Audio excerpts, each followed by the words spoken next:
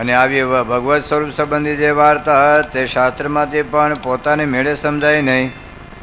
અને સદગ્રંથોમાં આવી વાર્તા તો એ પણ જ્યારે સત્પુરુષ પ્રગટ થાય છે ત્યારે તેમના મુખ થકી જ વાત સમજવામાં આવે છે, પણ પોતાના બુદ્ધિ બળે કરીને સદગ્રંથોમાંથી પણ સમજાતી નથી.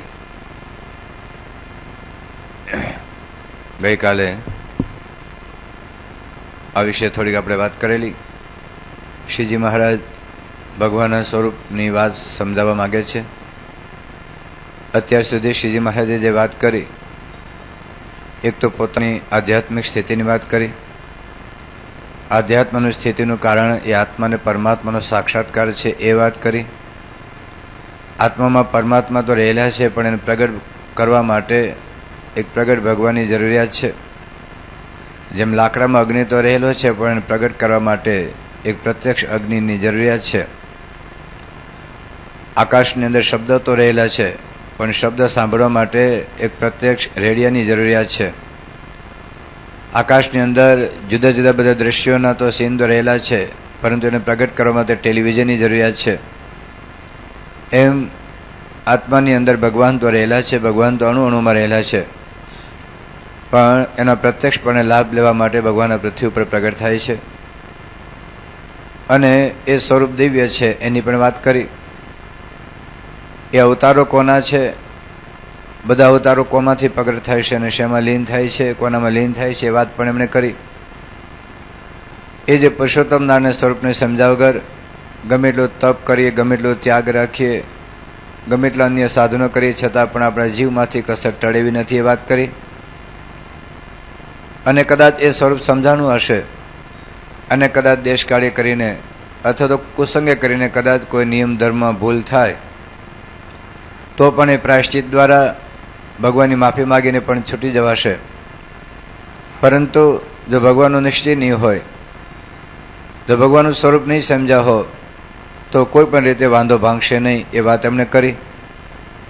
અને પછી કહ્યું કે આ દેહ કરીને આ ભગવાનનું સ્વરૂપ સમજાય એવો ઉપાય કરવો. કારણ કે આ મનુષ્ય દેહમાં જ આ ભક્તિ થઈ શકે એવી છે. આત્માનું કલ્યાણ બીજા કોઈ યોનિમાં થઈ શકે એવું નથી. એક મનુષ્ય જન્મ જેવો છે કે 84 લાખની યોનિ પછી આપણને મનુષ્ય દેહ પ્રાપ્ત થાય છે. એક પ્રશ્ન આવ્યો છે આ બાબતમાં જ કે બ્રહ્માકુમારીવાળા એવું માને છે, ત્યાં આબુ ઉપર જેમનો આશ્રમ છે, કે પશુમાંથી પશુ થાય, પક્ષીમાંથી પક્ષી થાય, મનુષ્યમાંથી મનુષ્ય જ થાય.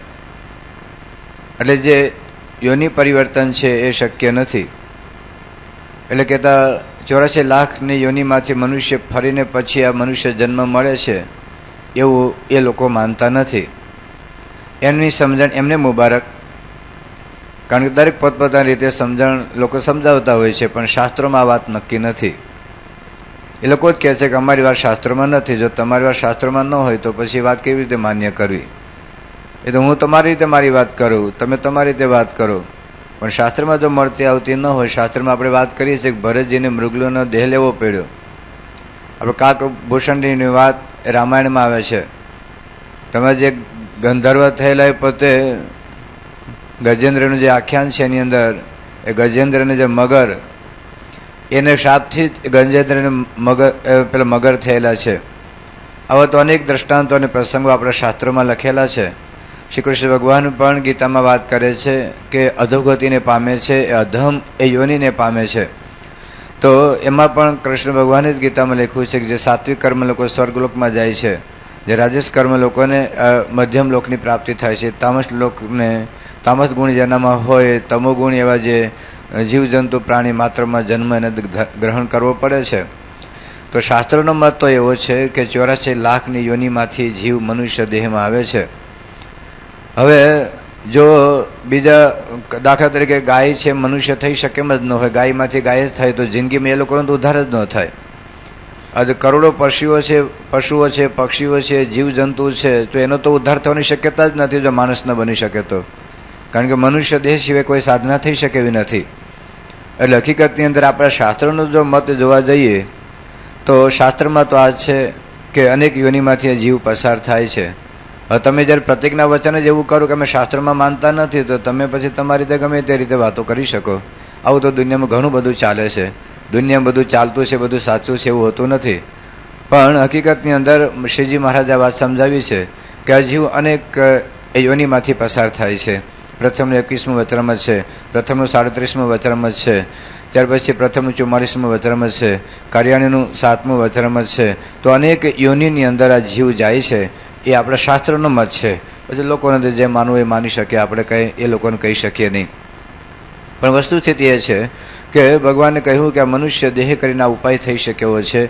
બીજી કોઈ યોનિમાં કાગડા, કૂતરા, ગધેડા, ભૂંડને જો કથા વાર્તા સાંભળ્યું હોય તો આવીને કંઈ બેસે નહીં, અને બેસે તો એને કંઈ સમજાય નહીં. આ મનુષ્ય જન્મ જેવો છે, કંઈ આપણે નિયમ ધર્મ પાલન કરીને આપણી સાધના કરી શકીએ છીએ. એટલે ભગવાન સ્વામિનારાયણે સમજાયું કે આ દેહ કરીને ઉપાય કરવો. અને આ દેહનો કોઈ નિર્ધાર નથી પાછો, ગમે ત્યારે દેહ આપણો પડી જાય એવી શક્યતા છે. તો જેટલી જિંદગી બાકી છે એ બાકી રહેલી જિંદગીમાં આ ભગવાનનું સ્વરૂપ સમજાય એક અગત્યનું છે. કારણ કે અનંત જન્મ નહીં તે લેવા પડશે. તો ટૂંક સમયની અંદર આપણે ધંધો, વેપાર, નોકરી, ખેતી કરવાની છે. જે કંઈ વ્યવસાય કરતા હોય આપણે કુટુંબની જવાબદારી છે. પરંતુ મુખ્યત્વે આ ભગવાનનું સ્વરૂપ સમજાય એ માટેનો પ્રયત્ન કરવાનો છે. તો ભગવાનનું સ્વરૂપ કેવી રીતે સમજાય એની થોડીક વાત આપણે ગઈકાલે કરેલી. વિશેષ વાત મહારાજ કરે સમજાવે છે કે શાસ્ત્રમાં વાત તો લખેલી હોય, પરંતુ જ્યાં સુધી સત્પુરુષ પ્રગટ ન થાય ત્યાં સુધી આપણને સાચી વાત સમજાતી નથી. શાસ્ત્રો પોતાની મેળે વાંચી સારી વાત છે. ભાગવત વાંચીએ, આપણે ગીતા વાંચીએ, રામાયણ વાંચીએ, મહાભારત વાંચીએ, વચરામૃત વાંચીએ, એવું જરૂરી છે, આપણે વાંચવું જોઈએ. પરંતુ સત્પુરુષનું જો સાનિધ્ય ન હોય, સત્પુરુષનો જો પ્રસંગ ન હોય, સત્પુરુષમાં જો આત્મબુદ્ધિ અને પ્રીતિ ન હોય તો શાસ્ત્રો આપણને અવળે માર્ગે ચડાવી શકે એવી શક્યતા છે. કારણ કે અનેક પ્રકારના ગ્રંથો લખાયેલા છે. અત્યારે પણ એટલા બધા ગ્રંથો લખાય છે. દાખલા તરીકે હમણાં જે વાત કરી, એ લોકો એવું બધું લખતા જ હોય છે. એના પુસ્તકો હોય, એના લેખો, એનું સાહિત્ય એવું હોય. અમે ત્યાં આબુ ઉપર ગયેલા, અમને એ જ વાત કરી કે અમે શાસ્ત્રમાં માનતા નથી, અમારી વાત શાસ્ત્રમાં તમને મળતી નહીં આવે, અમારા અનુભવની વાત છે. તો સારું, તમારો અનુભવની વાત હોય. પણ હવે આવી બધી વાતો લખાય ને આવા બધી જે તે આપણે પુસ્તકો, જે તે આપણે કેસેટો સાંભળ્યા કરીએ, જે તે પ્રવચનો સાંભળ્યા કરીએ, આપણે ઘણી વાર શોખ હોય છે બસ આવું અધ્યાત્મનું સાંભળ કર્યા કરવાનું. પણ સાંભળો એટલે પણ આપણને જો રાઈટ ડિરેક્શન ઉપર લઈ જતા હોય તો કોઈ પણ પ્રવચન સાંભળો એમાં કશો વાંધો નથી. પણ ઘણી વખત આપણે ડાયવર્ટ કરી દે. અને આ તો ભાતના ટૂંકા હોય, ભાતની વાતો પોતાની રીતે સમજાવતા હોય. તો એ તો ચાલવાનું છે ભાઈ. આ જગતમાં કેટલી બધી દુકાનો છે. ઈંડાની દુકાન છે, માંસની દુકાન છે, દારૂની દુકાન છે, કાપડાની દુકાન છે, શેલા વાસણની દુકાન છે, સોનીની દુકાન છે. તો કોઈ દુકાન ખોટી છે એવું આપણે બોલવાની જરૂરિયાત નથી. પણ તમારે ઈંડા લેવા છે કે ટમેટા લેવા છે નક્કી તમે કરી લો. મહેસાણામાં બધી દુકાનો છે. એમ સમાજની અંદર બધા એ પોતપોતાની વાતો કરતા જ હોય છે. તો કોઈ ખોટું છે એવું બોલવા કરતાં આપણે શું લેવા નીકળ્યા છીએ? તમારે જો કાપડ લેવું હોય તો તમે એ દારૂની દુકાને જવાની જરૂરિયાત નથી. કારણ કે જે દારૂનો પીનારા પણ એ પણ સમાજમાં રહેલા જ છે. ઈંડા ખાનારા પણ સમાજમાં રહેલા છે. જીવતા મરેલા મરઘા કાપીને ખાનારા પણ સમાજમાં રહેલા છે. માંસ ખાનારા પણ સમાજમાં રહેલા જ છે. એટલા માટે તો પહેલાં ભારત દેશ સ્વતંત્ર થયો ત્યારે 300 કતલખાના હતા, અત્યારે 35,000 કતલખાના થઈ ગયા છે. તો હિન્દુઓ પણ ઘણા ખાતા થયા છે, આપણે જાણીએ છીએ. તો માણસની દુકાન તો સમાજમાં રહેવાની છે. પણ એના પણ ઈશકો હોય છે. એમાં અનેક પ્રકારની વાતો સમાજમાં થતી હોય, કારણ કે એના પણ આશક અને એના પણ ઈશકવાળા જગતમાં હોય છે. પણ આપણે શું લેવા નીકળ્યા છીએ એ આપણે નક્કી કરી લેવાનું. જો મોક્ષ માટે નીકળ્યા હોય, આપણે સ્વભાવ અને દોષો ટાળવા માટે નીકળ્યા હોય, આ સત્ય દેહે એક સાક્ષાત્કારની સ્થિતિને જો પામવા નીકળેલા હોઈએ તો જ્યાં હોય ત્યાં મળે. તમે ટમેટાની દુકાનમાં સોનું ના મળે. તમે સોનાની દુકાને જાઓ અને ત્યાં કે મારે ઈંડા જોઈએ છે તો ના મળે. તો જે વસ્તુ જ્યાં મળે છે એ વસ્તુ ત્યાં રહેવાની છે. એમ અનેક પ્રકારની વાતો લખાય છે, છપાય છે. અનંત પ્રકારના પુસ્તકો ભારતની અંદર, ભારતની બહાર છપાતા હોય છે. પણ એમાં જે મૂળભૂત ભગવાન સ્વામિનારાયણ વાત કરી કે ભગવાન વેદવ્યાસે જે શાસ્ત્રો લખ્યા છે એ શાસ્ત્રોને આધારે આપણે સમજવાનો હંમેશા પ્રયત્ન કરો. પોતાની મન ઘડંત વાતો, મનના તુકાર, મનના જે તરંગો હોય, પોતાનો કાંઈ અનુભવ ન હોય, એ અનુભવ વગરની વાતો એ આપણને કોઈ સાચે રસ્તે લઈ જઈ શકતી નથી. ઘડીક આમ ઉડે, એટલે પાંદડું પહેર્યું હોય ને તો પવન આવે તો આમ જાય ને, પવન આમ આવે તો આમ જાય ને, પવન આવે તો આમ જાય ને, પવન આવે તો આમ જાય. એવા જ જે ક્રાંતિકારીના વિચારો સતત બદલાતા જ રહેતા હોય છે. કોઈ સ્થિરતા એના જીવનમાં હોતી નથી. જો પોતે સ્થિર ન હોય તો પછી આપણને ક્યાંથી સ્થિર રાખી શકે? તો આપણા જે ઋષિ મુનિઓએ હજારો વર્ષથી જ આપણને એક સરખી વાત કરતા આવ્યા છે, તો એ વાતની અંદર વિશ્વાસ રાખીને તો મહારાજ અહીં સમજાવે છે કે હવે શાસ્ત્રોમાં પણ વાત હોય, બીજા આધુનિક લેખકો અથવા તો આધુનિક તો વાત જ જવા દો, પણ શાસ્ત્રોમાં પણ જે વેદો ઉપનિષદો આપણા શાસ્ત્રો છે, રામાયણ મહાભારત જેવા આપણા ગ્રંથો છે, જે આપણા 18 પુરાણો છે, સ્મૃતિ ગ્રંથો છે, એ ગ્રંથો તો આપણને બધાને માન્ય છે, પણ એમાં કેવું હોય છે, શાસ્ત્રમાં અનેક પ્રકારની વાતો હોય છે. કારણ કે મુમુક્ષુ અનેક પ્રકારના છે, જીવો અનેક પ્રકારના છે. 4 પ્રકારના જીવો છે. એક તો પામર જીવ છે, બીજા વિષયી જીવ છે, ત્રીજા મુમુક્ષુ જીવ છે, અને ચોથા મુક્ત જીવ છે. તો 4 પ્રકારના જીવને પોતાના સ્ટેટસ પ્રમાણે, પોતાની પાત્રતા પ્રમાણે, પોતાની ક્ષમતા પ્રમાણે એને પોતાને પોષણ મળી રહે એવી રીતે શાસ્ત્રોમાં શબ્દ હોય છે. દાખલા તરીકે દુનિયાની બધી જ લાઇબ્રેરીમાં ફક્ત 10મા ધોરણને ઉપયોગી હોય એવા જ પુસ્તકો દાખલા તરીકે એ લાઇબ્રેરીમાં હોય, તો પછી પહેલા ધોરણવાળા શું કરે, બીજા ધોરણવાળા શું કરે, કેજીવાળા શું કરે, 8માવાળા શું કરે, 12માવાળા શું કરે, એ પીએચડીવાળા શું કરે? અને એમાં ધારે કે 11મા ધોરણના આર્ટ્સના જ પુસ્તકો હોય. કોઈ દુનિયાની બધી જ લાઇબ્રેરીમાં ફક્ત આર્ટ્સના જ પુસ્તકો હોય, તો સાયન્સવાળા શું કરે, તો એન્જિનિયરિંગવાળા શું કરે, મેડિકલવાળા શું કરે? તો લાઇબ્રેરીમાં જેમ બધા પ્રકારના પુસ્તકોની જરૂરિયાત છે, કારણ કે સમગ્ર સમાજમાં એક સરખા વિદ્યાર્થીઓ નથી. કેજીથી માંડીને પીએચડી સુધીની કક્ષા છે, અને જુદી જુદી બ્રાન્ચી છે. તમે મેડિકલમાં પણ અનેક પ્રકારની બ્રાન્ચી છે, એન્જિનિયરિંગમાં પણ અનેક પ્રકારની બ્રાન્ચી છે. તો દરેક પ્રકારના વિદ્યાર્થીઓ જુદા છે. તો દરેક પ્રકારના વિદ્યાર્થીઓને પોષણ મળી રહે એ પ્રકારના લાઇબ્રેરીમાં પુસ્તકો જરૂરી છે. જેવી રીતે તમે મેડિકલ સ્ટોરમાં જાઓ, તમે મેડિકલ સ્ટોર નાખ્યો હોય અને એક જ દવા હોય કે ભાઈ માથાનો દુખાવો હોય, તો એ દુખાવો મટાડવાની એક જ દવા તમારી મેડિકલ સ્ટોરમાં મળતી હોય, તો તમારું મેડિકલ સ્ટોર બહુ હાલે નહીં. કારણ કે ફક્ત આખા મહેસાણા જિલ્લામાં બધા માથું થોડું દુખે, તાવ પણ આવે છે ને, મેલેરિયા પણ થાય છે, ટાઇફોઇડ પણ થાય છે, ડાયાબિટીસ પણ થાય છે. તો મેડિકલ સ્ટોરમાં જેમ બધી પ્રકારની દવા જરૂરી છે, એવી રીતે શાસ્ત્રોની અંદર અનેક પ્રકારના શબ્દો જરૂરી છે. શાસ્ત્રમાં તમે ગીતામાં પણ જો, ગીતામાં કર્મયોગની વાત છે, ગીતામાં જ્ઞાન યોગની વાત છે, ગીતામાં ભક્તિ યોગની વાત છે, ગીતામાં ધ્યાન યોગની વાત છે. કારણ કે દરેકના પાત્ર, દરેકના અધિકારી જુદી જુદી વ્યક્તિ છે, અને અધિકારી પ્રમાણે એ માર્ગ પોતે પસંદ કરતા હોય છે. એમ સમાજમાં જેટલા દર્દીઓ છે, એક સરખા દર્દી નથી હોતા, જુદા જુદા પ્રકારના દર્દીઓ છે. તો જુદા જુદા પ્રકારના જ્યારે દર્દી હોય, તો દવા પણ જુદી જુદી હોવી એ જરૂરી છે. તો શાસ્ત્રમાં પણ અનેક પ્રકારના શબ્દો, એનું કારણ એ છે કે જીવોમાં અનેક પ્રકારની ક્ષમતાઓ છે. કેટલાક જીવો મેં વાત કરી એ પ્રમાણે પામર જીવ છે. પામર એટલે શું? એને સત અને અસતનો વિવેક જ નથી. જેમ પશુ હોય, પશુને પોતાની આ મા છે, પોતાની બેન છે, પોતાની દીકરી છે, મારે એની સાથે આવો વ્યવહાર ન કરાય, એ કાગડા, કૂતરા, ગધેડા, ભૂનને ખબર જ નથી, એ વિષય ભોગવે છે. એ પામર જેવા જીવ છે. પામર જેવા જીવને કોઈ બુદ્ધિ જ નથી કે આવું કરાય કે ન કરાય. તો એવા પણ જીવો મનુષ્યમાં પણ છે. તમે મનુષ્યમાં સમાજમાં સાંભળતા હશો, ભાઈ બહેનના વ્યભિચારના પ્રસંગો ચાલે છે, ચાલે જ છે. તમને આંચકો લાગશે પણ ચાલે છે. હમણાં જ એક પ્રસંગ મને વાત કરી કે અહીંયા એક કોઈ હાઈસ્કૂલ છે, હાઈસ્કૂલના એક પ્રિન્સિપાલ કોઈ લેડીઝ હશે. હવે એને કંઈક 12મા ધોરણમાં એક છોકરી ભણવા માટે આવતી હશે, વિદ્યાર્થીની. એ પોતે પોતે ડિપ્રેસ જેવા હતા. એટલે પેલી પ્રિન્સિપાલે તેને વિચાર્યું કે ભાઈ આ છોકરી કેમ ડિપ્રેશનમાં છે, 12મું ધોરણ ભણે છે. એટલે પછી એને એકાંતમાં બોલાવીને પૂછ્યું કે ભાઈ તારે કંઈ પ્રશ્ન છે? એટલે એને મનમાં એવું હતું કોઈ છોકરા સાથે લફરું હશે, એટલે કદાચ ડિપ્રેશનમાં હશે. એટલે પછી પેલી છોકરીને પહેલાં તો 2-3 દિવસ સુધી હેત કર્યું કે સીધી સીધી વાત ન કરે. અને સ્કૂલની પોતે પ્રિન્સિપાલ હતી પેલી બાઈ. એટલે એને બોલાવી એકાંતમાં ઓફિસમાં કે તને તું આ 12મું ધોરણ ભણે છે ને તને ડિપ્રેશનમાં કેમ છે? એટલે એ છોકરી પોકે પોકે મંડી રડવા. એટલે એને આશ્વાસન આપ્યું કે બોલ, તારે જે પ્રશ્ન હોય તે વાત કર, કે હું તમને આજે સાંજે વાત કરીશ. પછી સાંજે કંઈક છોકરીને ઘેર ગઈ અથવા ઓફિસમાં આવી અને વાત કરી કે છેલ્લા કેટલાય દિવસોથી મારા પિતાશ્રી મારી સાથે વ્યભિચાર કરે છે. જોઈ લેજો આ સમાજમાં આવો એક પ્રસંગ મને જ ખબર, હવે તો સેંકડો પ્રસંગો અમને કહે છે કે સ્વામી આમાં શું કરવું એ. હવે એનો ભાઈ અમદાવાદમાં ક્યાંક બીજી જગ્યાએ નોકરી કરતો હતો. પેલી જે સ્કૂલના જે પ્રિન્સિપાલ હતા એને ફોન લઈને એને ભાઈને બોલાવ્યો કે આવું છે તારા ઘરમાં. અને પેલો ભાઈ તો ગરમ થઈ ગયો કે તો તમે કે મારા પિતાશ્રી પર આક્ષેપ મૂકો છો. કે આક્ષેપ નથી કરતો, તારી બેને જ વાત કરી છે, તું તપાસ કર, અઠવાડિયાથી તારે ઓફિસમાંથી તું રજા લઈ લે, ઘેરે રોકાઈ જા, અને તું સુવાનો ડોળ કરજે, માથે ઓઢીને શું પ્રશ્ન ચાલે છે જોઈ લે. અને એ જ દિવસે એ પોતે ઘેર આવી ગયો, 4 દિવસની નોકરીમાંથી રજા લઈ, અને એ જ રાત્રે એને આ કાર્યક્રમ જોયો. શું કરવું? એને પિતાશ્રીને કહેવાય નહીં, કરવું શું? એની જે બહેનને તાત્કાલિક ત્યાંથી ઉઠાવીને અમદાવાદમાં હોસ્ટેલમાં ભણવા મૂકી દીધી. આવા એટલા બધા પ્રસંગો સમાજમાં ચાલે છે.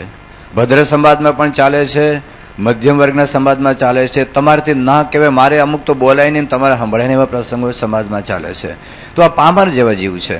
પામર જેવા જીવને ભાન જ નથી, બુદ્ધિ જ નથી કે મારે શું કરવું ને શું ન કરવું. એવા એક આખી પ્રજા દાખલે દારૂ પીએ છે, માંસ ખાય છે. આપણે હિન્દુના પેટે જન્મ લીધા હોય ને આપણે માંસાહાર ખાઈએ, કઈ સંસ્કૃતિના સંતાનો છે ભાઈઓ? આપણે તો રસોઈ બાંધતા પહેલા એક રોટલી ગાય માટે કાઢતા, એક રોટલી આપણે કૂતરા માટે કાઢતા, આપણે ત્યાં એ કબૂતરાને પારેવાની ઝાર આપણે નાખતા. ભાઈઓ, આપણે તો કીડિયારા પૂરતા. એ આપણી સંસ્કૃતિમાં આપણા માણસો જાય ગૌ હત્યા પ્રતિબંધનો જ્યારે વિરોધ કરે, અને હિન્દુ જ મુવા છે, 90% સંસદ સભ્યમાં હિન્દુ મુવા છે, છતાં પણ એ જ લોકો જ્યારે હિન્દુઓ જ્યારે આપણો વિરોધ કરે અને કરોડોની સંખ્યામાં ગાયો કપાય, અને આપણા હિન્દુઓ પાછા ઘણા તો ખાય છે, ઈંડા ખાય છે, મરઘા કાપીને ખાય છે, માંસાહાર કરે છે. સમાજમાં જોઈ લો, આ તમારા ભદ્ર સમાજમાં આજુબાજુની જ વાત કરું છું, આખા ગુજરાત તો વાત તો છે જ. તો કયા પ્રકારને આપણે સમજી રહ્યા છીએ? આ પામર જેવા જીવ છે. પામર જેવા જીવ છે કે આપણાથી કરાય કે ન કરે. ખાવાની કોણ ના પાડે છે? પીવાની કોણ ના પાડે છે? પણ એક મનુષ્યને વિવેક જ નથી, સત અસતનો વિવેક. લગ્ન કરવાની કોણ ના પાડે? પણ લગ્ન પહેલા જે સંબંધો ચાલે છે, ભારતમાં 40% એબોર્શન બિફોર મેરેજ થાય છે. 40% એબોર્શન. જોઈ લો સમાજની અંદર શું ચાલે છે. તમારું ચિત્ર તમારી સામે નજર રાખજો. ખાલી નોકરી નથી કરવાનો, ખાલી ધંધો નથી કરવાનો, ખાલી વેપાર નથી કરવાનો, આપણી ભવિષ્યની પેઢીની ચિંતા તમારે કરવાની છે. જે સમાજમાં જે દૂષણ ચાલી રહ્યું છે, એ સમાજમાં તમે આંખ આડા કાન નહીં કરી શકો. અને જો આંખ આડા કાન કરશો, તમે રોવા સિવાય બીજો કોઈ ઉદ્ધાર નથી. તમે પછી સ્વીકારી લો કે ના, તો આજના છોકરા છોકરી આવા હોય તો પછી સ્વીકારી લો, તો તમારે જે કરવું કરી શકો. પણ તમારી ભવિષ્યની પેઢી, આજે તમારા બાળકો તમારા ખોળામાં બેઠા છે, 20 વર્ષ પછી જ્યારે સમાજમાં આવશે, એ સમાજમાં તમારી પેઢીને બચાવી હોય તો તમારે સાવધાન થવું જ પડશે. એ સિવાય કોઈ ઓલ્ટરનેટ નથી, બીજો કોઈ છૂટકો નથી. પણ જો આ પામર જેવા જીવ, એને બુદ્ધિ જ નથી કે મારે શું કરવું ને શું ન કરવું, તો એવા લોકો માટે પણ શાસ્ત્રમાં થોડાક શબ્દો એટલા હોય છે કે તું જાણી અજાણે ભગવાનનું નામ લે જા, તારું કલ્યાણ થઈ જશે. તો એને થોડું પ્રોત્સાહન મળે કે ચાલો, તો એને થોડીક એકાદો શબ્દ મળે તો ચાલો એ બાને કે મંદિરમાં આવતો થાય, કે મંદિરના દર્શન કરતો કલ્યાણ થશે. આવા એક શબ્દો હોય છે. ત્યાર પછી કેટલાક વિષય જીવો હોય છે. પામર જીવ અને વિષય જીવમાં તફાવત એટલો છે કે પામર જીવને સત અસતની વિવેકની ખબર જ નથી. હું આ ખોટું કરું છું એને ખબર જ નથી. જે વિષય જીવ છે એને ખબર છે કે હું ખોટું કરું છું. હું લાંચ લઉં છું એને ખબર છે આ ખોટું છે, પણ છતાં લેશે, કારણ કે આસક્તિ છે પૈસામાં, એને આસક્તિ છે. આજે ચોરી કરવી એ ખોટું છે એ માને છે, છતાં આસક્તિ છે. વ્યભિચાર કરવું એ ખોટું છે માને છે, છતાં આસક્તિ છે. ગુટખા ખાવા એ ખોટું છે જાણે છે, છતાં ખાય છે, આસક્તિ છે. દારૂ પીવો એ ખોટું છે જાણે છે, છતાં પીએ છે, એ આસક્તિ છે. તો વિષય જીવ અને પામર જીવમાં તફાવત એટલો કે પામરને ખબર જ નથી પડતી કે હું ખોટું કરું છું. વિષયને ખબર પડે છે પણ આસક્તિને લીધે છોડી શકતો નથી. મુમુક્ષુ જેવું છે એ પણ ભૂલ કરે છે. એ દાખલા તરીકે પામર ગુટખા ખાય છે, પણ એ ગુટખા ખવાય કે ન ખવાય એને ભાન જ નથી. વિષય પણ ગુટખા ખાય છે, પણ એને આસક્તિ છે, ખબર છે કે ખોટું છે. અને મુમુક્ષુ પણ ધારો કે ગુટખા ખવાઈ ગયા તો મુમુક્ષુને દુઃખ લાગશે કે મારાથી ભૂલ થઈ ગઈ. એને પોતાને બળતરા થશે. તો જો તમારી ઘણી વખત જોજો, ન બોલવાનું બોલાઈ ગયું ને તમને ઘણી વખત તમને બળતરા થઈ હશે. ન કરવાનું કરાઈ ગયું તમને બળતરા થઈ કે મારાથી ખોટું થઈ ગયું. તો મુમુક્ષુની ભૂલ થાય, મારી પણ ભૂલ થાય, તમારી પણ ભૂલ થાય. પણ જે મુમુક્ષુ હોય ને એને ખટકે, મુમુક્ષુ એને ખટકે. જેમ આંખમાં આપણું કણું ખટકે, એ મુમુક્ષુને ભૂલ થાય તો ખટકે. જ્યારે પામરને તો હું ખોટું કરું છું એ જ ખબર ન પડે. વિષય ખોટું કરે છે પણ એને ખબર પણ છે, પણ એને ખટકતું નથી. ના, આવું જ હોય એમ, આ તો મને આસક્તિ છે એટલે હું ન છોડી શકું, એનો પ્રશ્ન છે. જ્યારે મુમુક્ષુ છે એને ભૂલ થાય, એ ખટકે, એને બળતરા થાય, એ ભગવાન પાસે માફી માગે, એ પાછો વળે, એ મુમુક્ષુ છે. અને મુક્તની તો ભૂલ થાય જ નહીં. જે મુક્ત થઈ ગયો, વિષય વાસનાથી જે મુકાઈ ગયો, એની ભૂલ ન થાય. તો આ ચારે પ્રકારના જીવો સમાજમાં વર્તે છે. તો ચારે પ્રકારના સમાજમાં જે જીવો છે એ ચારે પ્રકારના શબ્દ, દાખલા તરીકે પામર તમે કેજીમાં લઈ લો, માઇનસ કેજી, તો કેજીમાં ન કહેવાય પણ માઇનસ કેજીમાં લઈ લો. અને જે વિષય છે એ પેલું બીજું ત્રીજું ચોથું પાંચમું ભણે છે. જે મુમુક્ષુ છે એ 12મું કે કોલેજમાં ભણે છે, PhD છે, એ મુક્ત છે. તો જેમ બધા જ પ્રકારના પુસ્તકોની જરૂરિયાત છે, એવી જ રીતે શાસ્ત્રમાં એક જ વચરમતમાં બધા પ્રકારના શબ્દો છે, એક જ ગીતામાં બધા પ્રકારના શબ્દો છે, એક જ રામાયણમાં બધા પ્રકારના શબ્દો છે. પણ તમારે કયા શબ્દો તમને ઉપયોગી છે એ માટે ગુરુની જરૂર પડે છે. શાસ્ત્રમાં બીજા કેટલાક 4 શબ્દો છે. એક તો રોચક શબ્દ, રોચક, બસ સંતોના દર્શન કરીને પંચ મહાપાપ બળીને ભસ્મ થાય. ગંગા નદીમાં નાહી નાખો તો બધા પાપ બળીને ભસ્મ થઈ ગયા, અને પછી તમે બહાર આવીને જાય કે પાપ કરો તો કરજો. ગંગા નદીમાં નાહી લીધું એટલે પાપ બળીને ભસ્મ થઈ ગયા, બસ. પછી તમે ગુટકા ખાઓ, બીડી પીઓ, ચોરી કરો, વિચાર કારણ કે તમે ગંગામાં નાહી આવે ને એટલે. પણ મૂળ આવા રોચક શબ્દ આવા આપણને ગમે. એક વાર ગંગામાં નાહી લીધું એટલે પાપ થઈ ગયું, અમરનાથ યાત્રામાં ગયા એટલે પાપ દૂર થઈ ગયું, બરાબર છે, એક મહિમા છે. પણ ખાલી ગંગા નદીમાં નાહવાથી કે પાપ જો દૂર થઈ જતું હોય તો ગંગા નદીમાં માછલા આખી જિંદગી રહે છે, આખી જિંદગી ગંગા નદીમાં માછલા રહે છે. છતાં ગંગા નદીનો મહિમા નથી એવું નથી. જોજો પાછું હું ગંગા નદીનું ખંડન નથી કરતો, વળી પાછું કહેતા નહીં. પાછું ગંગા નદીનો મહિમા છે, અમે પણ નાવા જઈએ છીએ, પણ ગંગા નદીમાં ખાલી નાવા તે ગુટકા નથી છૂટતા. તમે જોઈ લો, સમાજમાં જોઈ આવો, ખાલી તીર્થયાત્રા કરે, અરે અમારા ભગવાન સ્વામિનારાયણ મંદિરમાં આવે છે તોય ગુટકા નથી છૂટતા. એ તો કથા વાર્તા સાંભળે, આવા આંચકા આવે અને આવા જો કુઠાળા ઘાત થાય ને તો જીવમાંથી બરવાર નીકળે છે. બાકી તો તમે બહુ ડાયા છો અને તમે તો એકાંતિક છો, અરે તમે તો બહુ હોજા છો, અને તમે તો મંદિરમાં આવો છો, ધર્માદો આપો છો, તમે તો બહુ બુદ્ધિશાળી છો, બહુ સત્સંગી છો, બહુ ગુણભાવવાળા છો, તમારા વખાણ કર્યા કરીને તમે મારા વખાણ કરો. કોઈ કોઈને પૂછે નહીં કલ્યાણ કેમ થાય. એ ઊંટના લગ્નમાં ગધેડો ગયો, ઊંટના લગ્નમાં ગધેડો ગયો અને ગધેડાએ ગીત ગાવાના શરૂ કર્યા. ઊંટના લગ્નમાં ગીત તો ગાવા પડે ને. અને ગધેડાએ શું કર્યું, ઓહો રૂપમ, ઓહો શું તમારું રૂપ ઊંટ ભાઈ, તમારું તો રાજાના કુંવર જેવા છો, તમારું શરીરનો શું આકાર અદભુત એમ. અને ઊંટ પછી ગધેડાને વખાણ કે શું તમારો રાગ, સવારના પોરમાં જો તમારું ભજન સાંભળ્યું હોય તો આખો દિવસ આમ શાંતિ શાંતિ વર્તે એમ. એટલે ઊંટ ગધેડાને વખાણ કરે, ગધેડો ઊંટના વખાણ કરે. એમ બધી જગતમાં ચાલતું હોય છે. જ્યાં સુધી આપણને સાચી વાતનું દર્શન ન થાય ત્યાં સુધી બધા કોઈને બગડવું નથી ભાઈઓ, કોઈને સારા રહેવું છે, કોઈને જેલમાં નથી જવું. પણ છતાં જે સંજોગો છે એ સંજોગો આપણને ફસાવી દે છે. અને એ સંજોગોમાંથી આપણને આ એક ભૂલ છે, આપણે એક ખોટું દૂષણ પેટું છે, એની વાત આપણને થવી જોઈએ. તો ખાલી મંદિરોમાં જવાથી, ખાલી દર્શન કરવાથી જરૂરી છે થિયેટરમાં જાઓ એના કરતાં મંદિરમાં આવજો જ. ક્યારેક મંદિર તમને બદલશે, ક્યારેક તમને પ્રેરણા થશે, પરંતુ ખાલી એ જવાથી પૂરતું થાય એવું નથી. એટલા માટે રેચક શબ્દ આપણને ગમે, રોચક શબ્દ ગમે અને રેચક. જે હું 1 મહિનાથી તમને રેચક શબ્દ એટલે રેચ જ આપું. તમે રેચ આપો એટલે શું ખબર ને, તમે ઘણી વખત આપણે પેલા બંધ થઈ ગયો હોય ને તો રેચક દવા હોય તો બધું છૂટું થઈ જાય એમ. તો એવી રીતે રેચક કે જો આમ નહીં કરતો પંચ મહાપાપ વળગશે, તમારી ભવિષ્યની પેઢી ખલાસ થઈ જશે.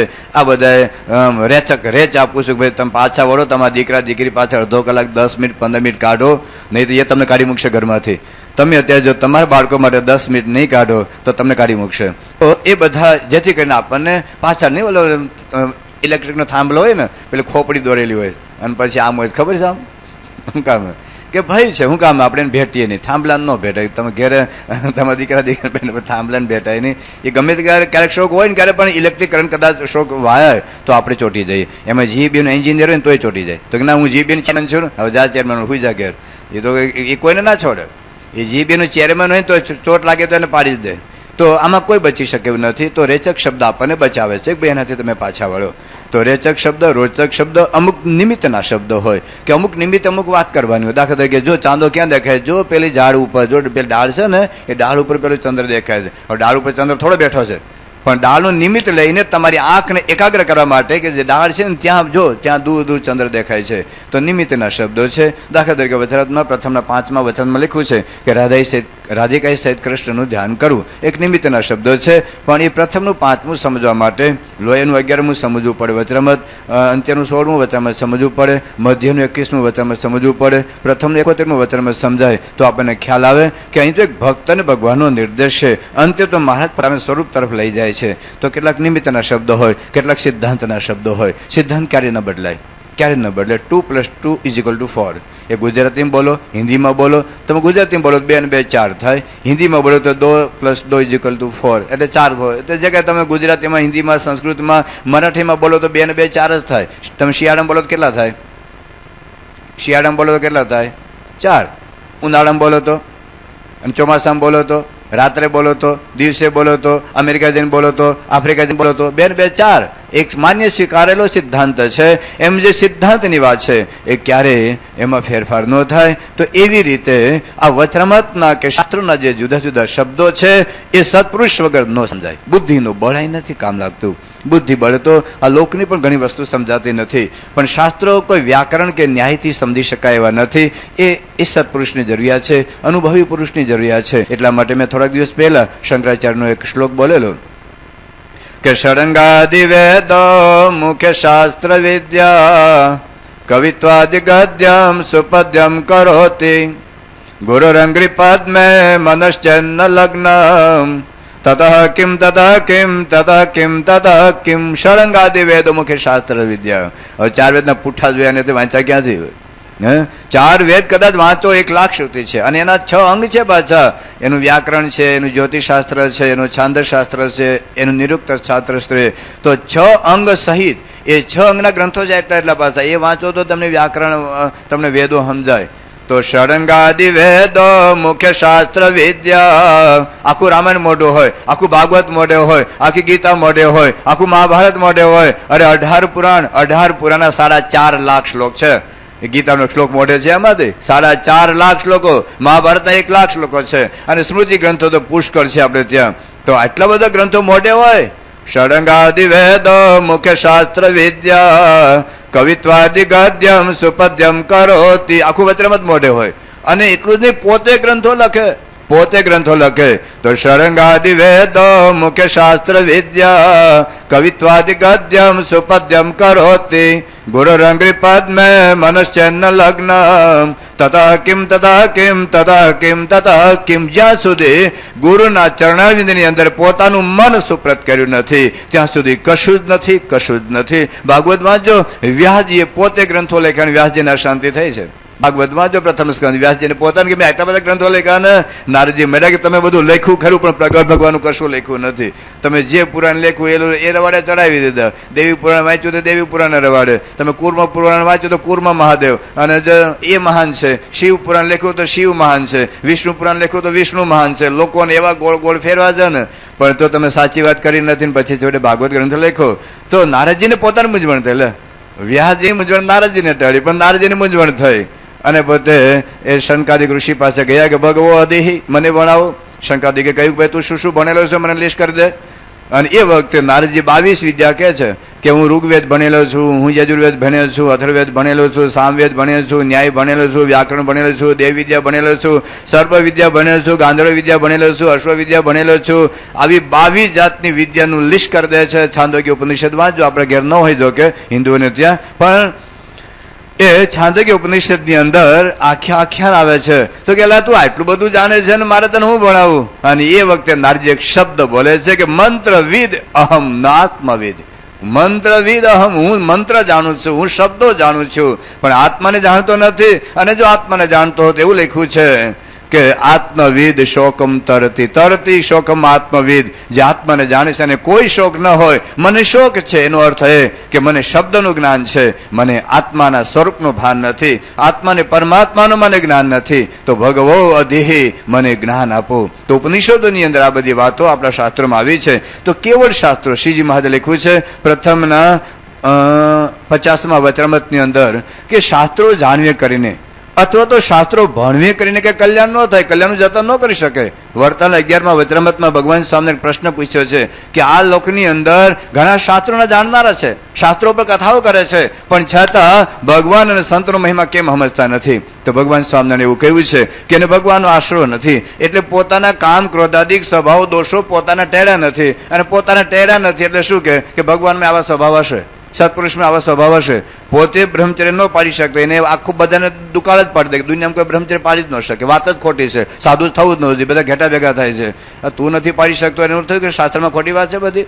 શાસ્ત્રમાં બ્રહ્મચર્ય પાડવાની વાતો કઈ ખોટી નથી લખી, પણ પોતે ન પાડે એટલે એની રીતે તમારા રામ ભગવાનમાં એવું પડશે, કૃષ્ણ ભગવાનમાં એવું પડે, સ્વામિનારાયણ ભગવાનમાં એવું પડે, અને પ્રમુખ સાહેબમાં એવું જ પડે કે અમે છે એવા બધા એવા જ હોય. એવું નથી હોતું. આપણે લાલ ચશ્મા હોય તો સફેદ ભીત ભલે લાલ દેખાય પણ ભીત સફેદ છે સમજી રાખો. આપણા ચશ્મા લાલ છે, આપણા લાલ ચશ્મા છે તો તમને સફેદ ભીત લાલ દેખાતી હોય, પણ એ લાલ નથી ભાઈઓ. એમ આપણી વાસનાના ચશ્માથી જગતને જોવાનો પ્રયત્ન કરતા હોઈએ. આપણા વાસનાના સ્વભાવથી ભગવાન એવા રામ ભગવાન, કૃષ્ણ ભગવાન, સ્વામિનારાયણ ભગવાન એવા ગુણાતી સત્પુરુષ આ પૃથ્વી પર નિર્લેપ થઈને વિચારતા હોય તો એને આપણા વાસનાના ચશ્માથી જોઈએ તો આપણને એમાં દોષો દેખાવાના છે. એટલા માટે ભગવાન સ્વામિનારાયણ કહ્યું કે શાસ્ત્રમાં વાતો લખેલી હોય પણ સત્પુરુષ મળે તો તમને સમજાય. હવે સત્પુરુષનો પણ આફડો ફાયદો છે. અમારે જેવા બહુ 60 લાખ છે, અમારી જ્ઞાતિ બહુ મોટી છે. અમારી જ્ઞાતિ બહુ મોટી છે અને દરેક પોતપોતાની દુકાન લઈને બેઠા છે. કોઈ બધી દુકાનો ચાલે છે. અમારી તો બધી દુકાન. તમને ભેંસ ન દોવા દેતી હોય ને તો અમારા છે, અમારા ભાઈઓ તમને દોરો કરી દે તો દોવા દઈ દે 10 જાઓ, એવાય ગુરુ પેડા છે. દીકરો ન મળતો દીકરા આપનારે ગુરુ છે. અમેરિકાનો વિઝા ન મળતો ને આશીર્વાદ આપે ને તો અમેરિકાનો વિઝા મળી જાય એવાય ગુરુ પેડા છે. અને આમથી આમ બતાવો તો વીંટી બતાવે એવા ગુરુ છે. અને ચંદન કાઢે એવાય ગુરુ છે. તાવ આવતો હોય માથે હાથ ફેરવી દે તાવ મટી જાય એવાય ગુરુ છે. અને પેલા વરલી મટકા આવે છે ને એના નંબર આપનારે ગુરુ છે. 56 નંબર આપશે. અરે બાતનું છે. કથા કરનારા છે, પ્રવચન કરનારા છે, દુનિયા ડોલાવનારા છે, આકાશમાં ઉડનારા છે, જમીનમાં દટાયેલા. અમે એક ભાઈ હતા ને પેલા જમીનમાં દટાયેલા, પેલા ઉપર જુવારા ઉગાડેલા. એ બધું બાતનું છે, સમાજમાં ચાલે છે. પણ અમારે શું જોઈએ છે? શું જોઈએ છે? શું લેવા નીકળ્યા છે? શાના માટે આપણો મનુષ્ય જન્મ છે એ પોતે નક્કી કરેલું છે. તમે ઘેરથી થેલી લઈને નીકળ્યા છો, શું લેવા નીકળ્યા છો બજારમાં એ દુકાને જઈને ઉભા રહેજો. દુકાનની દુનિયાની બધી દુકાનો ભલે રહે, કોઈ દુકાન ખોટી છે તમારે કહેવાની સાંભળવાની જરૂરિયાત નથી. તમે શું લેવા નીકળ્યા છો નક્કી કરો અને એ જ દુકાન પાસે જઈને ઉભા રહો. તો ભગવાન સ્વામિનારાયણ વાત સમજાવી છે કે સત્પુરુષ વગેરે વાત સમજાવી નથી. પણ કયા સત્પુરુષ? કયા સત્પુરુષ? શ્રીજી મહારાજ કહ્યું કે જેને મહાત્મ્ય જ્ઞાને સહિત ભગવાનનો નિશ્ચય નથી. હું શ્રીજી મહારાજના એક્ઝેક્ટ શબ્દો વાંચું છું, કદાચ કોઈને એટેક નો આવતો સારું, પણ શ્રીજી મહારાજના શબ્દો હું વાંચું છું. તમે જોજો, તમને લાગશે કે આ કેમ આવું બોલે છે. પણ ભગવાન સ્વામી જે વાત કરી છે બહુ અદભુત વાતો કરી છે, સાંભળવા જેવું છે. પણ થોડુંક હજુ થોડુંક કઠણ રાખજો.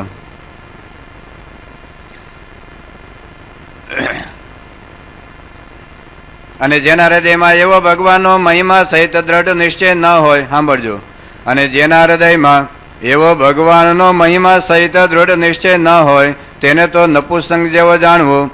એટલે કે એનાથી કોઈ બાળકો ન થાય. પછી આગળ લખે છે તે એને વચને કરીને કોઈ જીવનો ઉદ્ધાર થવાનો નહીં. જેમ રાજા હોય ને નપુંસક હોય ને તેનું રાજ્ય જતું હોય ને વંશ જતો હોય પણ એ થકી તેની સ્ત્રીને પુત્ર થાય નહીં. અને સર્વ મલકમાંથી પોતા જેવા નપુંસકને તેડાવીને સ્ત્રીને સંગે રાખે તો પણ સ્ત્રીને પુત્ર થાય નહીં.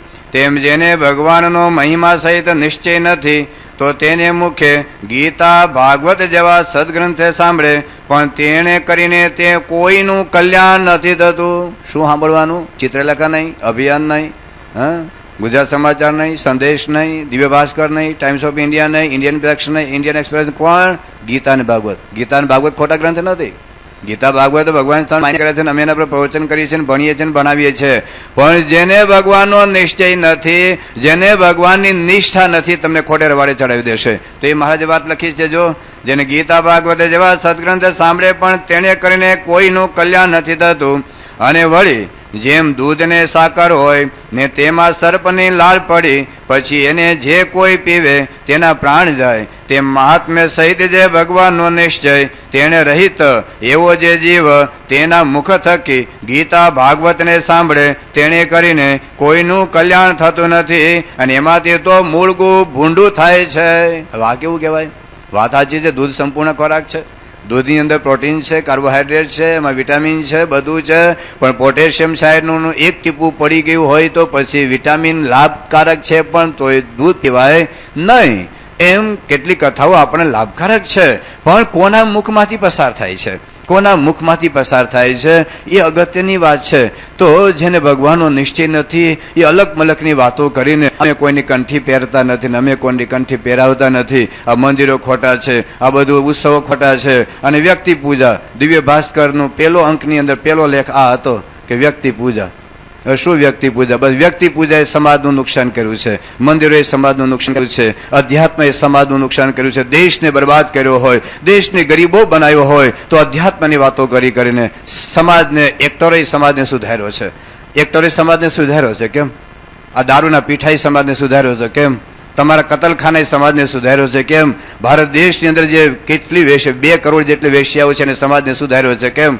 આ હોટેલોએ સમાજને સુધાર્યો છે કેમ? થિયેટરે સમાજને સુધાર્યો છે કેમ? તો તોપ કોની સામે માંડવાની છે? અધ્યાત્મની સામે, શાસ્ત્રની સામે, મંદિરોની સામે. જે સમાજમાં દૂષણો છે, 10 લાખ માણસો વર્ષે તમાકુને લીધે મરે છે, એની સામે દૂષણ, એની સામે તોપો માંડવાની છે. પણ જે રહી સહી પણ શ્રદ્ધા આપણા યુવાની પેઢીમાં, આપણી ભવિષ્યની પેઢીમાં જે રહી સહી આપણી શાસ્ત્ર પ્રત્યેની શ્રદ્ધા, આપણા મંદિરો પ્રત્યેની શ્રદ્ધા જ્યારે ઉડાડવા બેસે અને આપણે વાંચીએ એમાં આપણે આનંદ થાય. આ વ્યક્તિ પૂજા છે. લોકો એક્ટરના ફોટા રાખે ને વાંધો નહીં. સચિન તેંડુલકરની પાસે જિંદગી બરબાદ કરી નાખે. પોતાના 12માના કે 10મા ધોરણનું રિઝલ્ટ 90% આવવાનું હોય બદલે 40% આવી જાય, 45% આવી જાય, એમાં કોઈને વાંધો નથી. આટલા ભયંકર દૂષણો સમાજમાં ચાલે છે. એક વ્યક્તિ કોઈને રાજકીય નેતા કોઈને માન્ય હોય, કોઈ એક્ટર કે એક્ટ્રેસ માન્ય હોય, એના ફોટા રાખે, એનું ધ્યાન રાખે, એનો વિચાર રાખે, એનો વાંધો નથી. અને આવા ગુણાતીત સત્પુરુષ જેને હજારો લાખો લોકોની પોતાની જિંદગી બદલાવી છે. દરેક વ્યક્તિને પ્રશ્ન છે કે જે સ્વામીએ મારી જીવન બદલ્યું છે, જે સ્વામી મને અધોગતિમાંથી બહાર કાઢ્યો છે, જે સ્વામી મારા દૂષણો અને વ્યસનો છોડાવ્યા છે, જે સ્વામીએ મને દુઃખમાંથી મુક્ત કર્યા છે, જે સ્વામીનો મોક્ષનો માર્ગ બતાવ્યો છે, એ સ્વામીનો ફોટો ઘરમાં રાખે એ એની વ્યક્તિ પૂજા કહેવાય. પણ આપણને એવું થઈ જાય કે આ બધી વ્યક્તિ પૂજાઓ છે. ભલે એ બાને ખોટું પણ ચાલે છે, પણ સમાજમાં અમુક ડોક્ટર ખરાબ ધંધો કરતા હોય તો સમાજના બધા ડોક્ટરો કાઢી ન નખાય. કેટલાક શિક્ષકો ન ભણાવતા હોય તો સમાજના બધા શિક્ષકોને કાઢી ન મુકાય. અમુક રાજકીય નેતાઓ કે સરકારી અધિકારીઓ લાંચ લેવા ભ્રષ્ટાચાર કરતા હોય તો કે બધા સમાજના બધા માણસો ખરાબ નથી હોતા ભાઈઓ. અમુક માણસો સારા પણ હોય છે. એમ કેટલાક કોઈક સંતો આગા પાછા થતા હોય, પણ એને બધી તમે સંત સમાજને સમાજમાંથી કાઢી મૂકો. અમુક મંદિરમાં ખરાબ ધંધા થતા હોય તો સમાજમાં મંદિરોની જરૂરિયાત નથી એવું ના કહેવાય. પણ આપણા મગજમાં તાર્કિક વિચારો છે. મેં ગઈકાલે વાત કરી હતી ને કે અનેક સંપ્રદાયો છે, ત્યાં સુધી ભારતમાં એકતા નહીં આવે. હવે બાપ દીકરો એક જ ભગવાનને માને છે તોય ઝઘડે છે. તમે સમાજમાં એકેશ્વરવાદ શક્ય જ નથી. તમે શક્ય જ નથી. અરે એકેશ્વરવાદ લાવશો તોય ફાટાઓ પડવાના છે, તોય ફાટાઓ પડવાના છે. ખ્રિસ્તી સંપ્રદાયમાં 30,000 ફાટાઓ છે. એક જ ભગવાન માને છે ને, 30,000 ફાટાઓ છે. તો તમે ધારો કે આખા ભારતની અંદર એક જ ભગવાન માનતા તમે કરી દો, શક્ય જ નથી. તમે ઊંધા પડી જાઓ ને, અરે તમારું બાષ્પીભવન થઈ જાય ને વાતો કરીને, તો શક્ય જ નથી. એ મા જુદી માને છે, બાપ જુદાન માને છે. તું જુદાન માને છે, તારી પત્ની જુદાન માનવાની છે. એ દરેકને રુચિ જુદી છે. પણ કદાચ માની લો એક જ ભગવાનને માનો, એક જ ભગવાન રામને માનતા હો, ભગવાન કૃષ્ણને માનતા હો, એક જ માતાજીને માનતા હોય, એનો બાપ અને દીકરો તોય ઝઘડે છે. એ વિચાર તો સમાજમાં એક જ બાપ અને દીકરો જે ભગવાન માને છે, પતિ અને પત્ની એક જ ભગવાનને માને છે જન્મથી મૃત્યુના અંત સુધી, છતાં પતિ પત્ની ઝઘડે છે. એનો અર્થ એવો થયો કે સમાજમાં એક જ ભગવાન લાવશો ને તોય સમાજ ઝઘડા રહેવાના છે. સમાજમાં ઝઘડા રહ્યા છે એ કોઈ જુદા જુદા ભગવાન કે જુદા જુદા દેવી દેવતાને લીધે નથી, અહમ અને મમત્વને લીધે છે. પોતાના સ્વભાવને લીધે ઝઘડે છે. પણ આવા વિચારો સમાજમાં ફેંકે એટલે કે સમાજ જુદા જુદા સંપ્રદાયની જરૂરિયાત નથી, જુદા જુદા ધર્મની જરૂરિયાત નથી. એમ તો તમારા ગધેડા કોઈ સંપ્રદાયમાં માનતો નથી.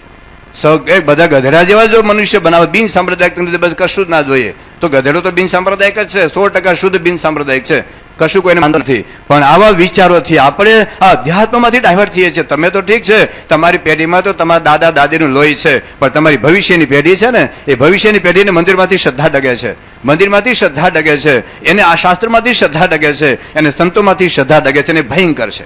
અને એ ભયંકર હાથ ફ્રેક્ચર થયું હોય ને એનું રિપેરિંગ થઈ જાય, પણ પેરાલિસિસ થઈ ગયો ને હાથનો એક તંતુ, જ્ઞાન તંતુ ખલાસ થઈ ગયો તો તમારે પેરાલિસિસ થઈ જાય છે. અને એને રિપેર કરવો અઘરો છે, એને રિપેર કરવો અઘરો છે. તો આ ખોટા વિચારોથી આપણા મગજ છે ને, આપણું મગજ સડી જાય છે, આપણા મગજના જ્ઞાન તંતુ છૂટી જાય છે. તો એ વાત એટલા માટે ભગવાન સ્વામિનારાયણ કહ્યું કે બુદ્ધિના તર્કથી વાત સમજાવી નથી, આ તો બુદ્ધિના પરની વાતો છે ભાઈઓ. અધ્યાત્મની વાતોમાં આપણી બુદ્ધિ પેસેવી નથી. ત્યાં બુદ્ધિની મર્યાદા છે. બુદ્ધિ જરૂરી છે શાસ્ત્રમાં, બુદ્ધિની ના નથી પાડી. જો બુદ્ધિ નો તો મંદિર કેવી રીતે બને? બુદ્ધિથી જ મંદિર બન્યું. અરે કઢી બનાવે બુદ્ધિ જરૂર પડે, કઢી બનાવવા બુદ્ધિની જરૂર પડે છે. તો બુદ્ધિ વગર બુદ્ધિની ના નથી પાડી આપણે શાસ્ત્રોએ, પણ બુદ્ધિની મર્યાદા છે. નાના બાળકને જે ચડ્ડી હોય ને એ ચડ્ડી 20 વર્ષ થઈ ગયા પછી ચડ્ડી કામમાં ન આવે, એ ચડ્ડી ફેંકી દેવી પડે, બીજી ચડ્ડી લેવી પડે. નાના બાળકને જે પેન્ટ હોય ને આવડું તમે 1.5 વેટનું, એ પછી 21 વર્ષનો થાય પછી એ પેન્ટ કામમાં ન આવે. એ પેન્ટની મર્યાદા છે, અમુક ઉંમર સુધી જ કામમાં આવે. એમ બુદ્ધિની મર્યાદા છે. બુદ્ધિ અમુક ગતિ અમુક સુધી બરાબર છે. જ્યાં તમારી બુદ્ધિનો અંત આવે છે ત્યાં શ્રદ્ધાની શરૂઆત થાય છે. બુદ્ધિનો અંત આવે છે ત્યાં શ્રદ્ધાની શરૂઆત થાય છે. અને શ્રદ્ધા એવા સત્પુરુષના વચનમાં મૂકવું